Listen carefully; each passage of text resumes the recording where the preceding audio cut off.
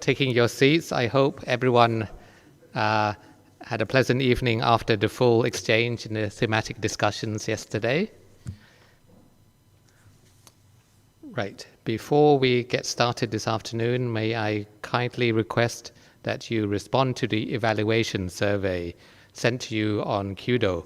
And I believe that some Secretariat staff have been going around asking colleagues to scan the form, and so not only on Kudo but also just outside the room. Please take a moment to download and complete the evaluation survey.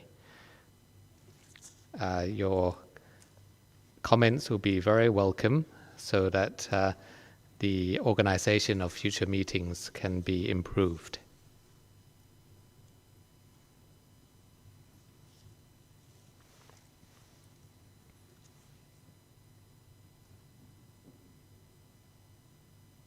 So I've allowed some time for you to download the evaluation survey.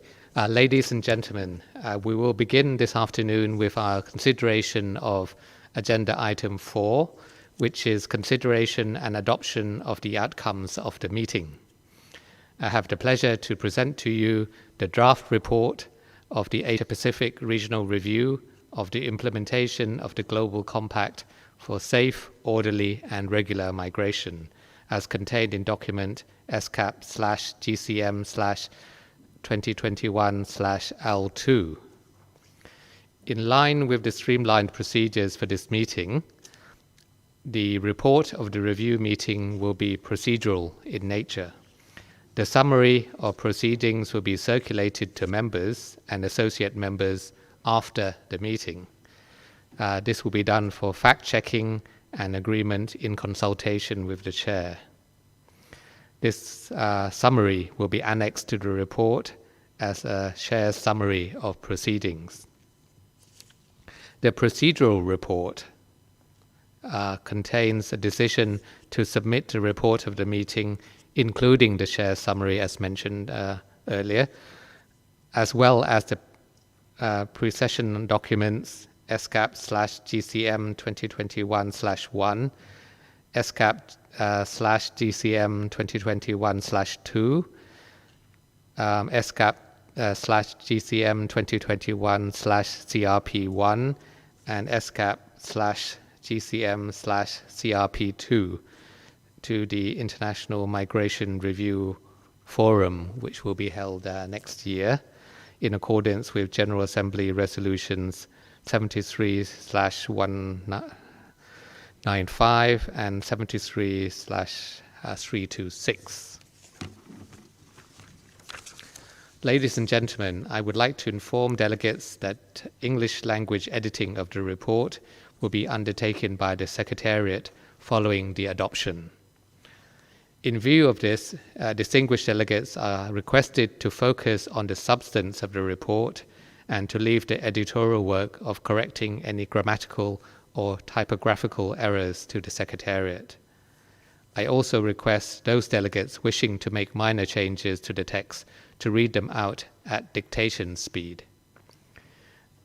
With respect to any major changes, please provide the written text to the Secretariat in advance so that they may enter it on screen for consideration by all delegations.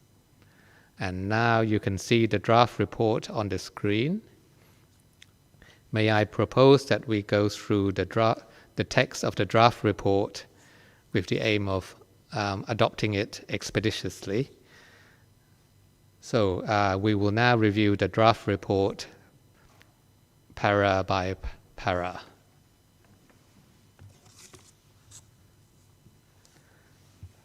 So the draft report on screen is ESCAP/GCM/2021/L2. The draft report, paragraph 1, matters brought to the attention of the Commission. Are there any comments on paragraph 1?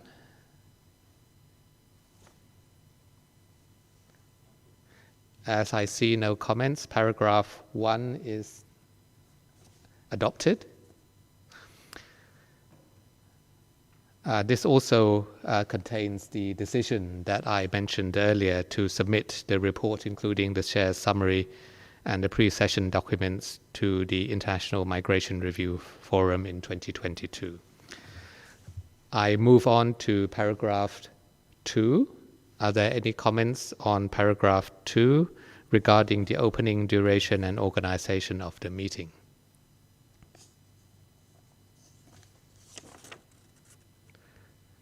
And paragraph 2 goes on to the second page. If no comments, paragraph 2 is adopted. I move on to paragraph 3 on attendance. Any comments on paragraph 3? Paragraph 3 is adopted. Paragraph 4 regarding the permanent observers. Any comments? Paragraph 4 is adopted. Paragraph 5 regarding representatives of the Secretariat. If no comments, paragraph 5 is duly adopted. Paragraph 6 relates to representatives of United Nations bodies, agencies, funds, and programs. Paragraph 6 is adopted. I move on to paragraph 7, representatives of the OECD, adopted. Paragraph 8, representatives of other entities. Paragraph 8 is adopted. Paragraph 9, the list of stakeholders, and this is available online. If no comments, paragraph 9 is adopted. I move on to paragraph 10 under election of officers.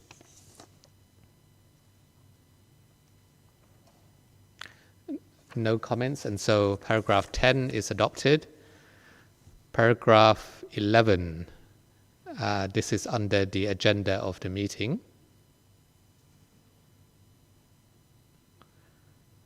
Any comments on paragraph 11? If no comments, paragraph 11 is adopted with the 3 sub-paras, 1, 2, and 3, and 4. I move on to paragraph 12, other events. Paragraph 12 contains a listing of the side events held over the last 3 days, together with the organizers of the various events. And so sub-paras A to H. Any comments? If no comments, I take it that paragraph 12 with all the side events is adopted. So I move on to the final paragraph, paragraph 13, the share summary. As mentioned, the deliberations of this meeting will be summarized in the share summary, which will be available within a week and annexed to this report.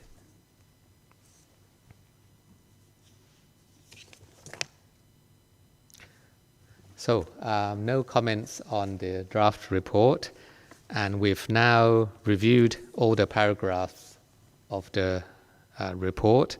So, with your understanding, I propose that the draft report be adopted. Any editorial changes, as mentioned, will be taken care of by the Secretariat. Is the meeting in agreement on this point?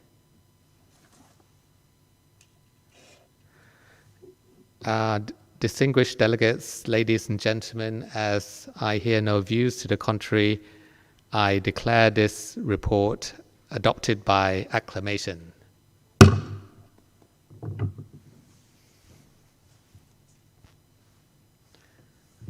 So, distinguished delegates, thank you.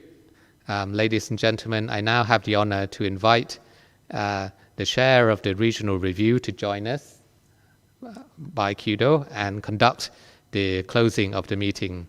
Madam Chair, you have the floor.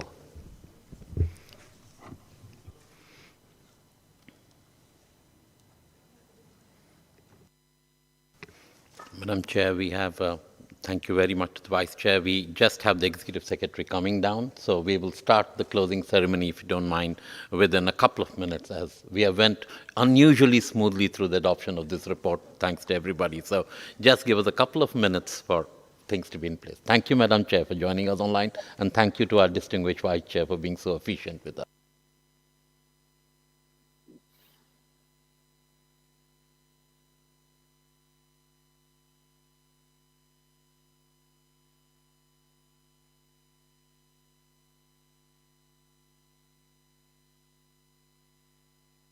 Maybe we can spend this time completing the evaluation survey, if it's okay with all participants, and we shall be starting with the closing ceremony ASAP.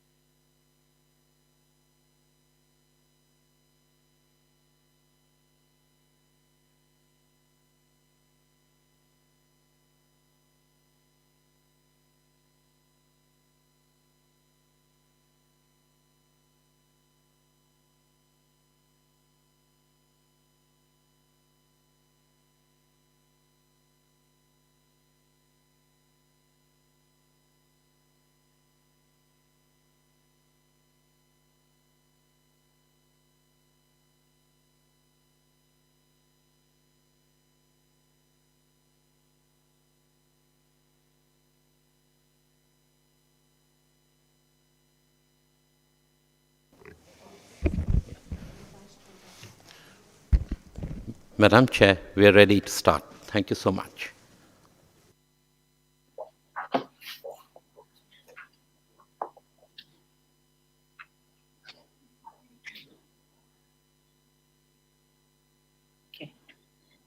Distinguished delegates, ladies and gentlemen, thank you for your active participation over the last 3 days, and thank you for your collaboration in adopting the procedural report in the meeting, which together with the chair's summary and the pre-session documents will now be sent to the IMRF in 2022.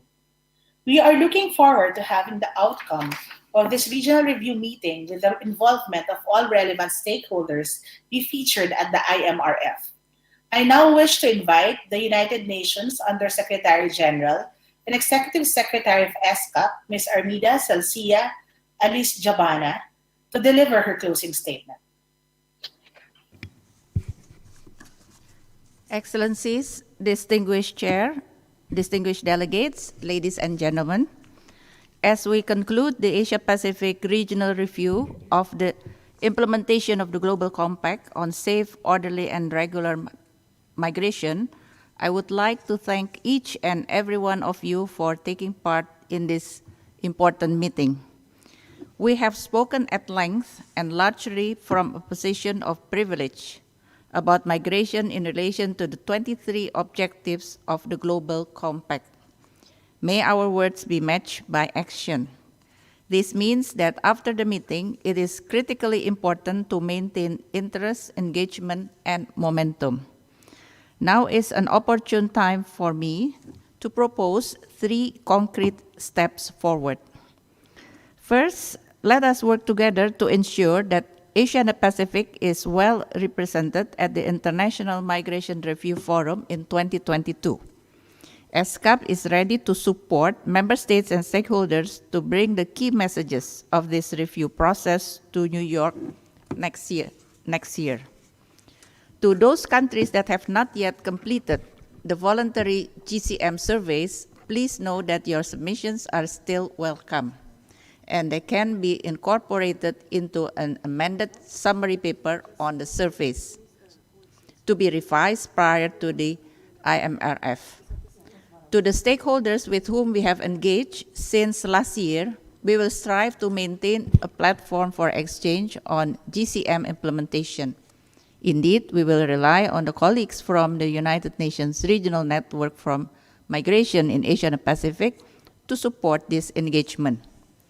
Second, as I suggested during the opening, let us make migration a priority in implementing the 2030 Agenda for Sustainable Development. Achieving the many migration-related targets of the 2030 Agenda will advance implementation of the objectives of the Global Compact. I invite you to review the implementation of these targets at the upcoming Asia-Pacific Forum on Sustainable Development, or APFSD, and future forums, as well as the annual meetings of the High-Level Political Forum in New York and the voluntary national reviews. ESCAP is ready to build capacity on the implementation of migration-related targets of the 2030 Agenda and the related objectives of the Global Compact. We will also work to facilitate your regular reviews, and I invite the regional network to support us on this. Third, with most migration regional in nature, let us advance regional cooperation and partnership at the regional, sub-regional, and bilateral levels. Let us all work together, countries, intergovernmental organizations, stakeholders, and United Nations entities. No country can address the challenges and opportunities of migration alone. Going forward, let us raise our ambition and advance practical implementation of the Global Compact. In closing, I wish to thank you, Chair and Vice Chair, who so ably guided the proceedings, and the members and associate members of the Commission for your participation and attention. I also would like to extend my gratitude to the roundtable speakers and moderators and all members of the United Nations Regional Network for their hard work in supporting the convening of the meeting. ESCAP is proud to be part of the UN Regional Network on Migration and to work side by side with members of the UN family in supporting governments in the Asia-Pacific region to uphold and promote migrants' rights. I would like to thank all stakeholders for your valuable contributions to this meeting and making it truly inclusive. Finally, I wish to express my sincere appreciation and thanks to ESCAP Secretariat staff for their hard work on organizing the meeting. I look forward to working with all of you in harnessing the benefits of international migration, which is essential to sustainable development. Thank you. Thank you very much, Madam Executive Secretary, for your closing statement. Next, may I invite the representative of the Executive Committee of the United Nations Network on Migration, Ms. Peggy Hicks of OHCHR, to deliver a closing statement. Ms. Hicks, you have the floor. Madam Chair, we have a technical problem regarding connecting, so if we can move on with the next speaker, that's what we've been advised. Thank you. Thank you very much. Now, may I invite the coordinator of the Regional UN Network on Migration for Asia and the Pacific and Regional Director of the International Organization for Migration Regional Office for Asia and the Pacific, Ms. Nanette Motos, to make a short statement. Thank you, Madam Chair. Ibu Armida, Excellencies, distinguished delegates, partners in the network, and stakeholders, ladies and gentlemen, I wish to use this short time I have and wearing the coordinator hat of the Regional UN Network on Migration to echo the Executive Secretary's appreciation for your engagement in the regional review process. Profound gratitude goes to the Bureau for their able leadership of the meeting deliberations and for the important role that they play at all levels in the championship of the GCM. The network stands ready to engage with and support all your efforts in the implementation, review, and follow-up of the Global Compact for safe, orderly, and regular migration, particularly in the lead-up to the International Migration Review Forum in 2022 and beyond. I am grateful to ESCAP for having hosted this meeting on their platform. Sincere gratitude to the stakeholders represented here today and in the consultations that we have had leading to this meeting. We have drawn on your expertise, support, and reflections, and looking forward to continuing the conversation as we look forward to IMRF next year. Finally, I would like to thank all members of the regional network, and in particular the Regional Review Task Team, who have worked tirelessly for the better part of these past 2 years to help shape the deliberations we have had. Thank you, everyone, and thank you, colleagues. Thank you, Ms. Motos, for your statement. Next, may I invite the representative of Regional United Nations Network on Migration for Asia and the Pacific, Mr. Marco Luigi Corsi, Deputy Regional Director, UNICEF, to deliver a closing statement.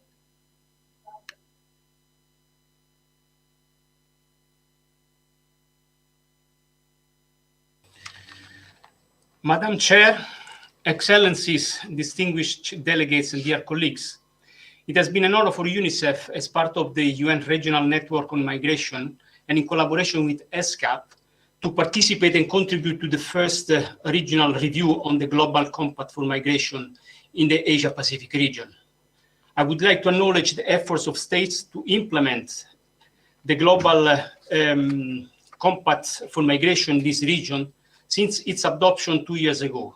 And I have no doubt that this region will significantly inform the International Migration Review Forum in 2022. During the regional review, we have heard about the specific vulnerabilities of children and of promising practices by states to mitigate the risk they face. These examples highlighted that protecting the child rights is central to ensuring migration is safe and productive for all. Despite ongoing efforts, millions of child migrants and children of migrants in this region continue to face risks and challenges. Regardless of why they migrate, whether they accompany their parents or migrate alone or remain behind when one or both parents migrate, migration-related child protection risk and restricted access to basic services are of significant concern. In particular, children who are stateless may be pushed into a lifetime of marginalization and vulnerability. And despite encouraging efforts in several countries, far too many children continue to face the risk of immigration detention. The global COVID-19 pandemic, which disrupted access to already limited services, has further exacerbated existing vulnerability for migrants, and yet they are frequently overlooked in the pandemic response, and children are too often ignored in the discourse on migrant workers. As this important meeting comes to a close, we must remember that a child is a child, no matter why she leaves home, where she comes from, where she is, and how she got there, or if she remains behind where parents migrate. Every child has right to protection, care, and all the support and services she needs to thrive and reach her full potential. Fulfilling children's rights is a choice, a political one. This review has clearly shown that when the right policies are in place and implemented, risk for children can be reduced and challenge overcome. The regional review has highlighted some areas which progress implementing the Global Compact on Migration must be accelerated. The removal of legal, administrative, and practice barriers, and the implementation of measures to provide access to national education, health, and child protection system for all children, including those affected by migration. The harmful practice of immigration detention of all children in law and practice must end. Immigration detention is never and never will be in the best interest of a child. Non-custodial community-based alternatives that preserve the right to family unity need to be scaled up and implemented to ensure the adequate reception, protection, and care of every migrant child. And cross-border cooperation to protect children where appropriate needs to be further strengthened through the development of bilateral cross-border agreements and standard operating procedures. And most immediately, COVID-19 responses must fully take into account the needs and the rights of migrant children and families. And UNICEF, of course, is committed to continuing its support to support member states to make these commitments a reality. Creating platforms for listening to the voice of children affected by migration is essential if we are collectively to effectively meet their needs. It was therefore very welcome that young people, including young migrants, across the region have actually participated in all stages of this review and made a strong contribution to the discussions in the past 2 days. Indeed, this regional review provides inspiration for meaningful participation of children and youth in the implementation of the review of the Global Compact for Migration. UNICEF is proud to be part of the UN Regional Network on Migration, and we appreciate the strong collaboration with the UN family in supporting government and partners at all levels throughout this Asia-Pacific region to uphold and promote migrants' rights and to ensure that the GCM commitment translates into real change and positive impact in the lives of children in the context of migration. The GCM represents a tremendous opportunity to address the risk of children and remove obstacles to help children migrate safely. Let us together seize this opportunity and as we respond, reimagine a recovery that is inclusive of migrant children and their family too. By implementing the GCM, we can turn vulnerability into potential and shift the needle from marginalization to inclusion, and ultimately truly transform migration from a challenge to an opportunity for everyone. Looking forward to a continued collaboration, and thank you. Thank you very much, Mr. Corsi, for delivering your closing statement.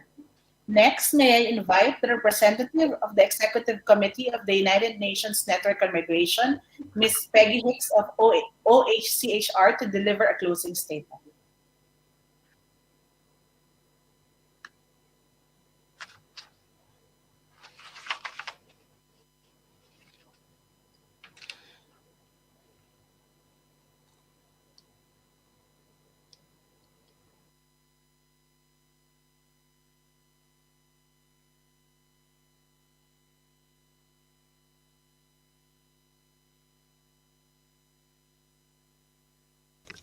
Ms. Hicks, you have to unmute yourself, please. Excellencies, ladies and gentlemen, Her Excellency Sarah Lou Y. Arreola, Ms. Armida Celicia Alice-Jabana, thank you for inviting the Office of the High Commissioner for Human Rights as an Executive Committee member of the UN Migration Network to offer closing remarks at this first regional review of the Global Compact for Migration in the Asia-Pacific region. The Global Compact for Migration is a collective commitment to better govern migration by putting migrants and their human rights at the center of all policies and measures. It provides a path towards coherence on migration governance, one built on cooperation, solidarity, and respect for fundamental human rights. It recognizes that migration is a cross-border issue that no state can govern alone. And it recognizes, too, that the central commitment of the SDG agenda to leave no one behind will remain unfulfilled if migrants are unable to live and migrate in safety and dignity. As we all know, this regional review of the GCM comes at an extraordinary moment in our collective history. In this region, as in others, the COVID-19 pandemic revealed the simple truth that the health of the whole community can only be secured when each of its members, including the weakest among us, are safe. It has also shown us all how much we are all connected, how we depend on each other for our health and well-being. It has made clear that only approaches that protect the human rights of all people, including migrants and others in situations of vulnerability, will be effective.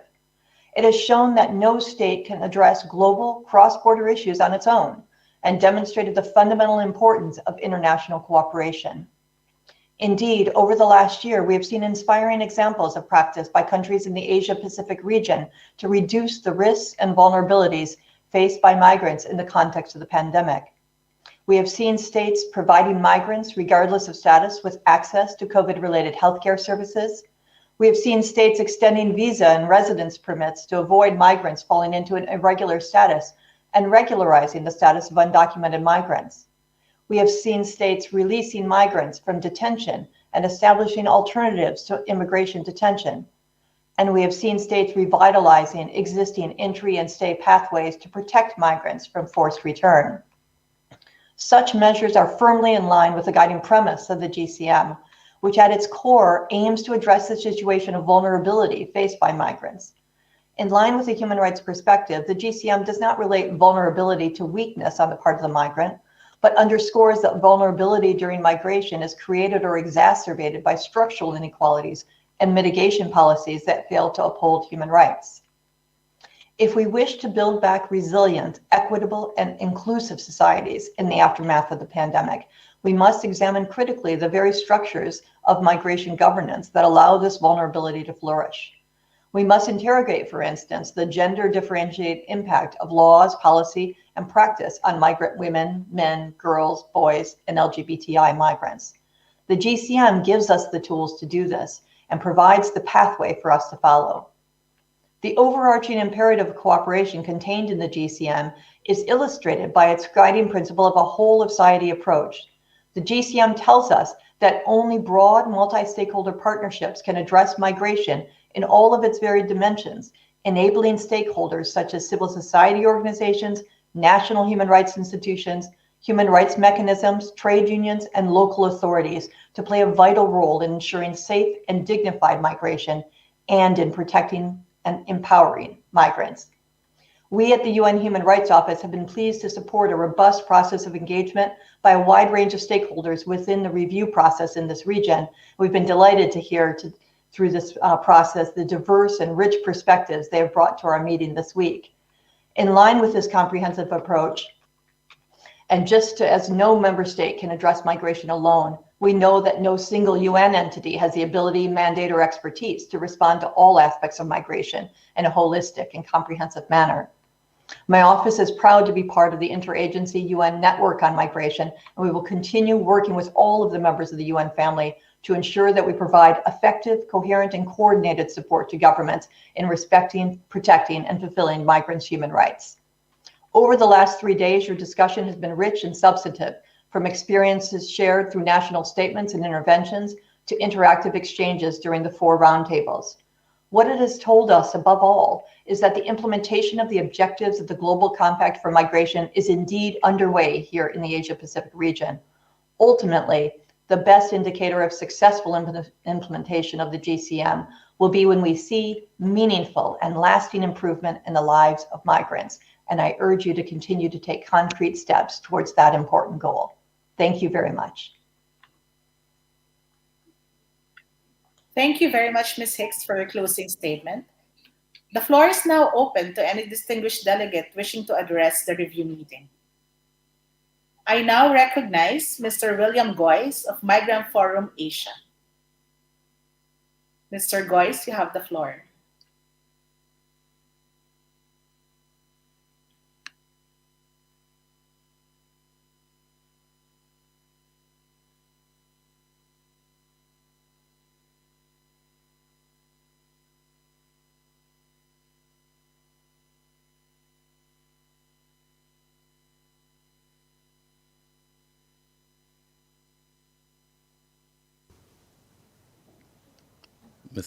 Mr. Goyce, do not release your mic.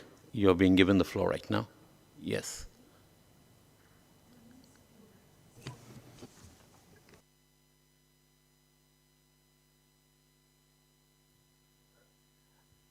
Sorry about that.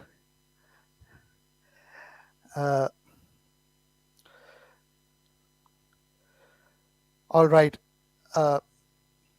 With all protocols observed, I will come straight to the point. We heard the voice of Sheila Estrada in the opening session, who said, being a migrant domestic worker for 36 years and worker leader, I experience what it means when migrant workers are organized and have a voice. Respect our right to organize. The words of Srinivas Tata, Director of the Social Division of ESCAP, who reminded us that the issues are central and bigger than all of us. Like so many people today, I go to Google for answers and find that ESCAP is the largest regional intergovernmental platform with 53 member states and 9 associate members. We heard member states from Turkmenistan to Maldives and even the US, which I did not know is a member of the ESCAP region. A voice that has been absent in the conversations around the compact. A voice that we welcome. We have heard the voice of a child, a youth, a worker. Holding this review despite the pandemic with all its challenges, prior and during, was an act of faith, an act of hope. We can definitely be proud of what we have achieved. Hats off to the organizers for pulling this together. Like runners in a relay, we now look forward to covering the next stretch, the lead up to the International Migration Review Forum. As trade unions, migrant worker organizations, CSOs, and youth-led organizations who front-load the voices of migrants and members of their families, we believe that this success must be built upon. Our conversations must continue, online, offline, and hybrid. Therefore, in preparation to the IMRF, we strongly urge you to consider that 2 days for a review of the 23 objectives, no matter how concisely clustered, is not enough at the regional level and even more so at the international level. To affirm, not reduce, the role and value of stakeholders self-organizing the hearings. Parallels can be drawn from the many achievements we have made in the years of engagement with the Global Forum on Migration and Development and the International Labour Conference.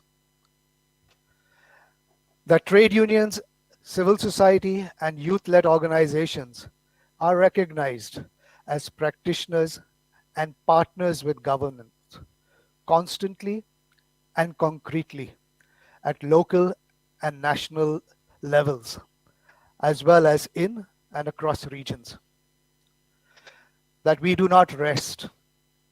The pandemic has devastated the lives of thousands of migrant workers and members of their families. We must immediately engage in transformative dialogue and action on how to build upon and improve the process of leading up to the IMRF and see this regional review as an ongoing process. Finally, the 3 takeaways for us trade unions, civil society, migrant-led organizations, and youth-led organizations. From this review, which we put before you to recognize as essential to migrants, are 1, the right to organize, 2, the right to remedy, 3, the right to recovery. Once again, congratulations for a job very well done. More power to the region. Thank you very much, Mr. Goyce, for your statement. I now recognize Ms. Eve Lester of Bonigi Monitoring. Ms. Eve Lester, you have the floor.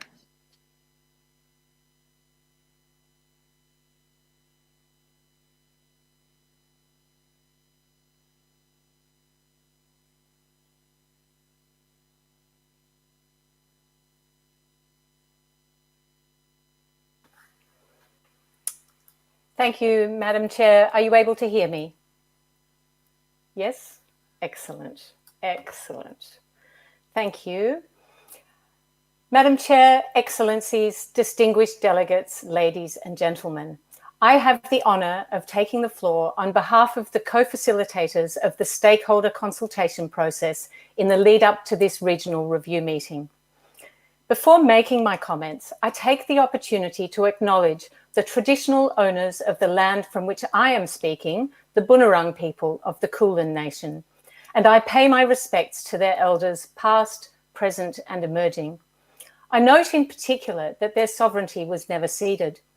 I note this because as we reflect on the rights and protection of the migrants, refugees and others with an insecure or irregular migration status in the context of the implementation of the GCM, it is incumbent upon us all to realise how much we have to learn from the way in which Indigenous peoples understand both sovereignty and welcome.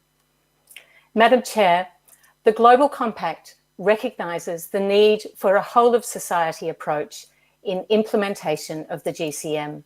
This requires the establishment of opportunities for all stakeholders to participate in both the review and the implementation of the GCM. It includes engagement with both regional representative bodies as well as directly with grassroots actors. In this regard, we recognise the efforts of the ESCAP, the UN Regional Network on Migration for Asia and the Pacific, and the UN Migration Network for endeavouring to ensure an inclusive process that would facilitate this engagement that is required for a comprehensive approach to the GCM. Despite the many challenges of conducting meaningful consultations online, one of the welcome developments that we have learned from these stakeholder consultations has been the opportunity that it has provided for a diverse group of stakeholders from across the region to participate. Madam Chair, it is quite remarkable that some 500 stakeholders from across the region were able to participate as a result, comprising trade unions, civil society organisations, migrants and migrant-led organisations, national human rights institutions, local authorities and more. The Asia-Pacific region has therefore been a leader in implementing a whole-of-society approach during this consultation process, and we congratulate you. We also welcome the substantive contributions that have been made by a variety of stakeholders throughout this regional review process, and in particular, the compelling interventions from migrants and migrant-led organisations. We thank them all. Madam Chair, we think it is timely to capitalise on the increased acceptance of online engagement tools to strengthen access to direct participation and facilitate a diverse range of interventions.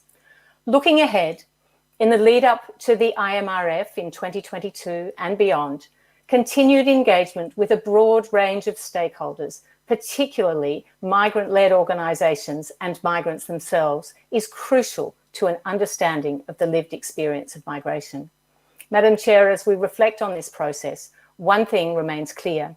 We always welcome opportunities to strengthen stakeholder engagement and consultation processes in the region and globally. And we recommend that ESCAP and the Regional UN Migration Network continue to provide a space for all stakeholders to discuss the critical issues at hand.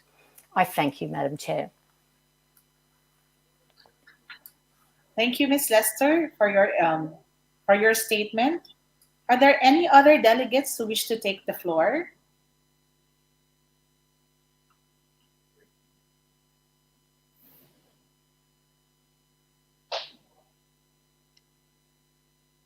As there are no further delegates wishing to address the meeting, then I will proceed to closure.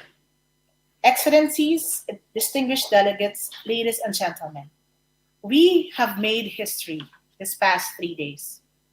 Through our collective efforts, we have for the first time undertaken a comprehensive intergovernmental review under the auspices of the United Nations of our progress towards the intergovernmentally agreed set of objectives and cross-cutting interdependent guiding principles of the Global Compact for Migration. Countries of origin, transit, and destination, stakeholders and migrants have rallied around a common definition and agreed to take action in recognition that safe, orderly, and regular migration benefits all countries of origin, transit, destination, migrants and their families, and all of those affected by migration. We, member states and stakeholders, have discussed common challenges, priorities, and ways forward to ensure that we build back better in a manner that includes migrants in the recovery from COVID-19 pandemic. We have identified obstacles that prevent migrants' rights from being respected, protected, and fulfilled, and sought to strengthen the contributions that migrants can make to sustainable development. And we have committed to the next steps to advance the implementation of the Global Compact in Asia and the Pacific. The outcomes of our discussions will now be submitted, including the pre-session documents, to the IMRF in 2022. They will represent a common regional position from Asia and the Pacific. Perhaps more importantly, they will serve as a reference document guiding future work to make migration in the Asia-Pacific safe, orderly, and regular, to support progress towards human and labor rights and sustainable development, and to ultimately build a just, equitable, and collaborative Asia-Pacific for migrants and non-migrants alike. On behalf of my vice chairs and myself, permit me to reiterate our sincere appreciation for the honor bestowed upon us to serve this review meeting. My thanks also to the hard work of all the Secretariat team members who greatly facilitated our work. Let me also thank the conference officers and editors who worked hard behind the scenes to support us. I thank you all, those who are present here in the room and those who joined online. With this, I declare the first Asia-Pacific Regional Review of Implementation of the Global Compact for Safe, Orderly, and Regular Migration adjourned. Thank you very much.